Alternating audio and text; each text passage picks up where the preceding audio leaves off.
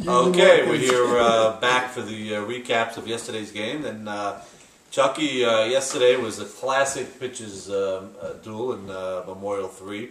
We had Steve Azer pitching a doubleheader for the second time this year against Ali Marshall. And lo and behold, there were two great pitching games. Let me just tell you, unlike the predictions from the week before, which a slugfest was kind of predicted, you know, this U.S. Marshall team is going to hit, and they do have their share of hitters, but Stevie Azer shut them out 13 innings right off the bat. Wow. 7 innings shutout, 2-0 in the first game, and he followed it up with 6 more stellar shutout innings till the 7th. We were leading 4-0 going into the last inning of the last game. They put up a 3-spot. David Bracker was screaming. He was on deck. Jeff Cohen's son, A.B. Cohen, was up with first and second, 2 outs, 4-3 to score. Wow. And he hit a ground ball to, I wouldn't want him to hit it to anybody else. And it's not Mo Shama, it's Adam Jemal. Wow. Who is playing, let me tell you. That short center this was. Makes the play, shovels it to Chaim Sham at second base, and the game is over. Wow. Adam Jemal took one off the chest, a rocket off the chest. It ricochets to Jaime earlier in the game. Jaime makes the throw. And talk about, you know, diamond in the rough. This Adam Jemal's really been fine. He turned two on Henry Shellham to turn the game over there. And Jaime Sham, another tremendous pickup for us. Making plays, getting hits, hit a homer yesterday. A couple of telltale stats. One of them, the top 5 batters in the lineup, 4 for 30 on my team. 4 for 30. Wow. Top 5 guys. Chucky Abady, Mo Shama, Sammy Towell, Eshko, Jack Jemal. 4 for 30, and we win 2. Anyway. And we win 2. Wow. So the pitcher is just a dream guy to catch. And this was against an offense that scored 34 runs the week before against. Yeah, the 3 touchdown outburst, of course, against the Bachelors. Yeah. Wow, so that was incredible. He really shut him down, Azer. So he's on his game. Yeah, and we're looking forward to 2 more games against a sackless. Yes, J team next week. All indications are Jeffrey Sacker will not be pitching next week, so we'll turn to A.B. Hittery. And that might be a trap situation for you guys. Don't take him lightly. No. He's a good little pitcher. A.B. Hittery is a fine pitcher. He's a fine pitcher, and we're just going to have to shuffle our defense a little bit. Yeah, no, that should be an interesting matchup also. So, now Douglas, you had the complete opposite of what was going on Memorial 3. You had a couple of touchdown games at the Meadowbrook. Yeah, 59 runs scored between the 2 games. 59 runs, a lot of runs. Pitchers do. A.B. Sackett and Red, 32 versus us, and we scored 27. So it was very rough. But we won the first game 16-13. The second game, you know, it was actually 9-2 theirs. We brought it back to 9-up. We had bases loaded with Red pitching and a 3-0 count.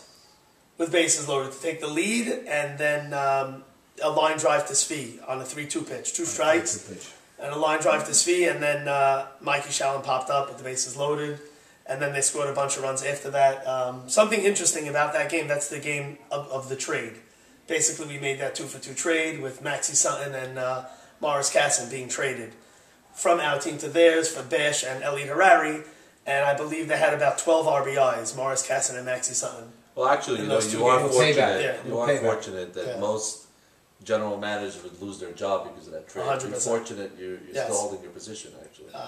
I'm fortunate. Yes, it was. For sure. True or false in that game, I read this stat. Robert Red Nesser walked 10 men. 10 men. I was told by one of his teammates, who shall remain nameless, so Red doesn't run him over or something, but there was 9 walks in one game and I think another walk in the next game. Red, at some point you got to take yourself out of the game, bring in a righty. Yeah, ready to pull it 10 walks is unacceptable. I got the story straight from Red.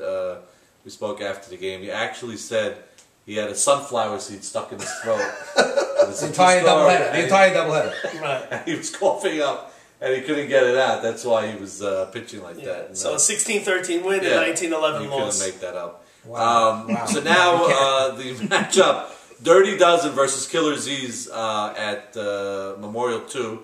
I was fortunate enough to catch that game. Moses was back, and Dirty Dozen had their full team. Mitchell had it, and everybody. They had the first game. They really hit Yedid hard. I came in there, they were pounding him. That first game, they held on for an 8-6 victory.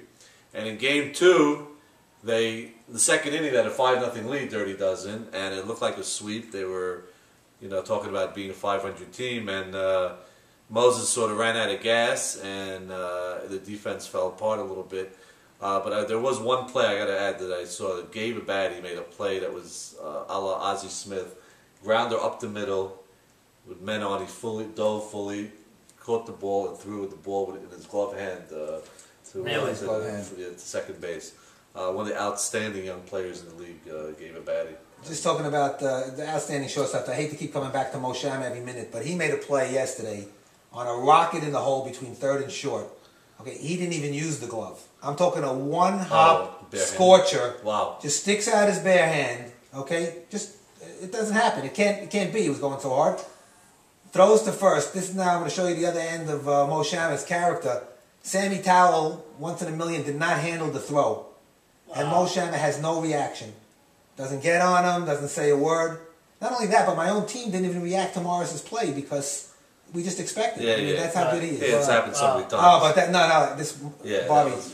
I wish we had bare hand, rocket in the hole. I said, Morris, why'd you use the glove? We do coverage on every field video. We got That's unbelievable. Also, you mentioned Gabe Abady's older brother, Carlos Abady, yesterday on The Bachelors. Was playing on the first play of the game. I think he pulled a hamstring or something.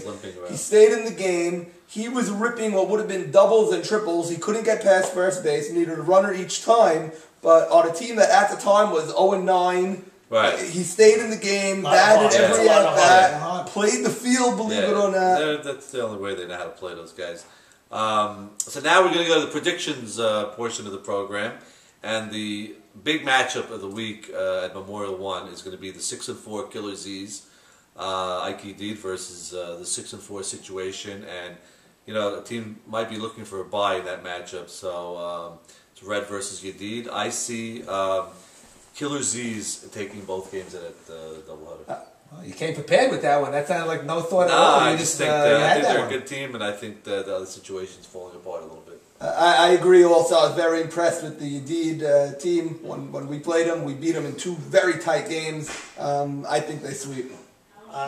It's hard for me to go with a sweep, only because 32 runs in 2 games is a lot of runs to score.